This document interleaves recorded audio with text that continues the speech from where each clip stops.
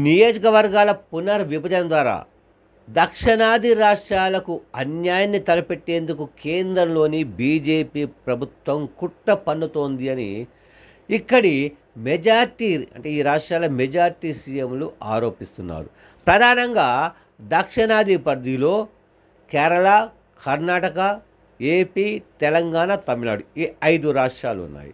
So ఈ 5 రాష్ట్రాలకు సంబంధించి సీఎంలంతా కూడా ఏదైతే కేంద్ర ప్రభుత్వం తలపెట్టిందో డీలిమిటేషన్ దీన్ని వ్యతిరేకించాలి, దీన్ని అడ్డుకోవాలని. అయితే ఇక్కడ స్టాలిన్తో పాటు రేవంత్ రెడ్డి కూడా పార్టీ లైన్లో ఈ విధానాన్ని వ్యతిరేకిస్తున్నారు. అట్లాగే బీఆర్ఎస్ వర్కింగ్ ప్రెసిడెంట్ కేటీఆర్ కూడా ఈ డీలిమిటేషన్ విధానాన్ని వ్యతిరేకిస్తున్నారు. అసలు నిజంగా ఈ ఉత్తరాదికి న్యాయం చేయాలి, దక్షిణాదికి అన్యాయం చేయాలని కేంద్ర ప్రభుత్వం అనుకుంటుందా? అసలు ఎందుకు ఆ రకంగా చేయాలనుకుంటుంది? ఎందుకంటే దక్షిణాది పరిధిలో ఇక్కడి ప్రజలు తమను ఆదరించడం లేదు. తమను ఆదరించినందున తమకు సీట్లు తక్కువ వస్తున్నందున భవిష్యత్తులో డీలిమిటేషన్ ద్వారా ఇక్కడ సీట్లు పెంచితే గనక ఖచ్చితంగా ఇక్కడి పార్టీలు బలం పుంజుకొని తిరిగి తమను అధికారం రాకుండా అడ్డుకుంటాయి. అంత సీన్ ఉందా అంటే వాస్తవాలు పరిశీలిస్తే అంత సీనే కనిపిస్తుంది. ఎందుకంటే ఓవరాల్గా దేశంలో 543 పార్లమెంట్ స్థానాలు ఉన్నాయి. సో 2019లో 303 స్థానాలను బీజేపీ గెలుచుకోవడం జరిగింది. కానీ అదే 2024కు వచ్చే వరకు 63 స్థానాలు కోల్పోయి కేవలం 240 స్థానాలు మాత్రమే గెలిచింది. మిగతా 53 ఎన్డీఏ పక్షాల మద్దతు. ఆ మద్దతుతో 293 సీట్లతో అధికారంలోకి రాగలిగింది. అంటే ఒక 5 ఏళ్లలో మనకు 63 స్థానాలు కోల్పోవడం అంటే అసలు ఈసారి 400 స్థానాలు వస్తాయని చెప్పి భావించారు. లాస్ట్ టైం 303 వస్తే ఈసారి 400 స్థానాలు అనుకున్నారు. కానీ 63 స్థానాలు కోల్పోయి 240కి పరిమితమయ్యారు.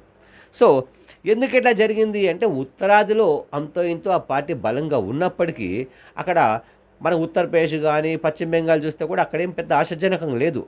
అయితే ఇక్కడ సౌత్ ఇండియా పరిధికి వస్తే కనుక సౌత్ ఇండియా చాలా ఘోరంగా ఉంది పరిస్థితి. ఎందుకంటే కర్ణాటకలో మొదటి నుంచి అంతో ఇంతో బలంగా ఉంది కాబట్టి అక్కడ 19 స్థానాలు రావడం జరిగింది బీజేపీకి. అంటే అక్కడ 28 స్థానాలు ఉన్నాయి. 28 స్థానాల్లో బీజేపీ 19 స్థానాలు గెలుచుకుంది. సో అట్లాగే మనకు కేరళలో ఒక్క స్థానాన్ని గెలవగలిగింది. అంటే ఇప్పుడే బోని కొట్టిందని చెప్పొచ్చు. సో తెలంగాణలో 17 స్థానాలు అంటే 8 స్థానాలు గెలవగలిగింది. అంటే 2 రాష్ట్రాల్లో కర్ణాటక, తెలంగాణలో అంతో ఇంతో పార్టీ ప్రభావాన్ని చాటుకుంది. సో ఏపీకి వచ్చే వరకు ఏపీలో ఓవరాల్గా బీజేపీ, జనసేన, తెలుగుదేశం ఈ 3 పార్టీలు కలిపితే 21 స్థానాలు. అందులో తెలుగుదేశం, జనసేన మద్దతుతో బీజేపీ గెలిచింది 3 స్థానాలు. సో అట్లాగే తమిళనాడులో వచ్చే వరకు తమిళనాడులో 39 స్థానాలుంటే ఖాతానే తెరవలేదు. సో ఓవరాల్గా చూస్తే ఇక్కడ ఓవరాల్గా 129 పార్లమెంట్ స్థానాలు ఈ 5 రాష్ట్రాల్లో. సో ఎన్డీఏ కూటమి గెలిచింది ఎంత? 49 స్థానాలు. అందులో బీజేపీ గెలిచింది ఎంత? 31 స్థానాలు. ఓవరాల్గా చూస్తే కనుక బీజేపీ గెలిచింది 31 స్థానాలు. అంటే అలయన్స్లో కాకుండా ఆ 3 స్థానాలు తీసుకుంటే కనుక 31లోంచి 28 స్థానాలు మాత్రమే గెలిచినట్లు. సో ఇక్కడ బలంగా ఉంది ఎక్కడ? కర్ణాటకలో బలంగా ఉందని చెప్పొచ్చు. ఆ తర్వాత ఎక్కడ బలంగా ఉందంటే ఇప్పుడే తెలంగాణలో బలం పుంజుకుంటుంది. సో మరి ఈ 5 రాష్ట్రాల్లో బలం పుంజుకోనప్పుడు ఇక్కడ కనుక నెక్స్ట్ టైం అంటే ఈ డీలిమిటేషన్తో సీట్లు కనుక పెంచినట్లయితే ఈ రాష్ట్రాల్లో తన పరిస్థితి ఏంటి అనేది ఆలోచన పడింది బీజేపీ. ఎందుకంటే ఉత్తరాదిలో ఆల్రెడీ మనం అనుకున్నాం చాలా సీట్లు. ఉత్తరప్రదేశ్లో సమాజ్వాదీ పార్టీ బలంగా ఉంది, పశ్చిమ బెంగాల్లో మమతా బెనర్జీ పార్టీ బలంగా ఉంది, మిగతా రాష్ట్రాల్లో కూడా మిగతా పార్టీలు బలంగా ఉన్నాయి. సో ఇక్కడ మనం చూస్తే ఓవరాల్గా తమిళనాడులో ఒక స్థానం కూడా వచ్చే అవకాశం లేదు. కేరళలో కూడా పరిస్థితి అంత ఆశాజనకం లేదు. ఏపీలో ఇప్పుడు తెలుగుదేశం, జనసేన ఉంది. నెక్స్ట్ టైం ఎవరు వస్తారో తెలియదు, సీట్లు ఇస్తారో తెలియదు. సో తెలంగాణలో కాంగ్రెస్ పార్టీ కనుక బలం పుంజుకున్నా లేదు బీఆర్ఎస్ ఇండైరెక్ట్గా సపోర్ట్ చేయకున్నా సీట్లు మాత్రం రావని. సో మరి ఇక్కడ కనుక సీట్లు పెంచితే ఏం జరుగుతుంది? ఇప్పుడు ప్రజెంట్ 129 పార్లమెంట్ స్థానాలు ఈ 5 రాష్ట్రాల్లో ఉన్నాయి.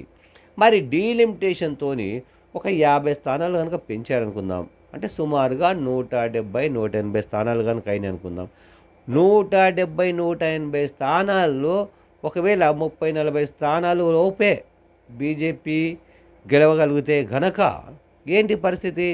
అంటే 140, 150 స్థానాలు గనుక ఇతర పార్టీలు గెలిస్తే తన ప్రభావం ఏంటి? మిగతా రాష్ట్రాల్లో అంటే ఉత్తర సంబంధించిన రాష్ట్రాల్లో గనుక సీట్లు రాపోతే ప్రజెంటే మొన్న ఎన్నికల్లో 63 స్థానాలు కోల్పోయింది. 240కి పరిమితమైంది. సో, ఉత్తరాదిలో పెద్ద బలం లేదు అని. దక్షిణాదిలో బలం పెంచుకుందాము అంటే ఇక్కడ ఎవరు కానట్లేదు. మరి కానకపోతే ఏం చేయాలి? ఉత్తరాదిలోనే కొన్ని సీట్లు పెంచుకుంటే, అంటే డీలిమిటేషన్ ద్వారా సీట్లు పెంచుకుంటే అక్కడే ఎక్కువ సీట్లు గెలిచే అవకాశం ఉంటే అక్కడికెళ్ళి అధికారం రావాలి. ఇక్కడ తెలంగాణ, ఏపీ, కర్ణాటక, కేరళ, తమిళనాడు ఈ రాష్ట్రాల్లో ఎట్లాగూ సీట్లు రావు కాబట్టి సీట్లు పెంచకుండా దీన్ని ఇస్తుంది. మరి దీని విషయంలో ఈ 5 రాష్ట్రాలకు సంబంధించి అంటే ఏపీ సీఎం చంద్రబాబు నాయుడు ఇండియాలో ఉన్నారు కాబట్టి ఆయన ఈ ఉద్యమాన్ని సపోర్ట్ చేయకపోవచ్చు. అక్కడ జగన్ సపోర్ట్ చేస్తారా లేదా తెలియదు. జగన్ సపోర్ట్ చేస్తే 5 రాష్ట్రాలకు సంబంధించి అంటే 4 సీఎంలు, మిగతా ఒకరు నాయకుడు, ప్రతిపక్ష నాయకుడు. సో, వీళ్ళందరూ కనుక భారీ స్థాయిలో ఉద్యమం చేస్తారా? ఎందుకంటే తమిళనాడు వాళ్ళు మాత్రం మామూలు ఉద్యమం ఉండదు. అది హిందీ వ్యతిరేక ఉద్యమం చాలా భారీ స్థాయిలో చేయడం జరిగింది. అదే తరహాలో గనుక ఈ లిమిటేషన్కి వ్యతిరేకంగా కనుక ఉద్యమిస్తే కనుక ఇది భారీ స్థాయిలో ఉద్యమం అవుతుంది.